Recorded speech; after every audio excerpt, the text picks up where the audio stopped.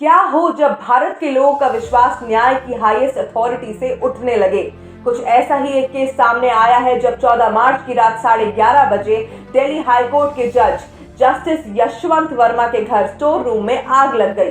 Fire brigade को बुलवाया गया और आग बुझने पर जब देखा गया कि क्या क्या जला है तो वहां पैसे ही पैसे जले हुए मिले और अब इस केस की कंफ्यूजन बढ़ती ही जा रही है। सुप्रीम कोर्ट ने इस केस की प्रिलिमिनरी इंक्वायरी रिपोर्ट पब्लिश की है और वीडियोस, फोटोज भी रिलीज किए गए हैं जिसमें कंफर्म किया गया है कि कैश मिला था।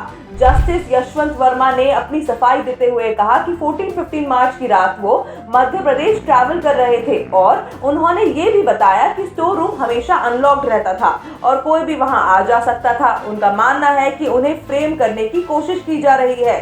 सुप्रीम कोर्ट ने इस केस की इन्वेस्टिगेशन के लिए एक इंक्वायरी कमेटी बनाई है। ये कमेटी पूरे केस को इन्वेस्टिगेट करेगी। फाइनल इंक्वायरी रिपोर्ट के बाद ही अब इस केस की क्लैरिटी मिल पाएगी। ऐसे में सवाल उठता है कि जहां एक तरफ देश में बहुत से लोग बिलो पॉवर्टी लाइन में हैं, वहीं दूसरी तरफ कुछ लोगों के पास इतना पैसा कैसे है कि उसमें आग लग जा रही है। अब इस केस का क्या फैसला होगा वो तो सुप्रीम कोर्ट ही डिसाइड करेगा, लेकिन इस केस से जुडिशरी की क्रेडिबिलिटी पर कई सवाल उठ रहे हैं।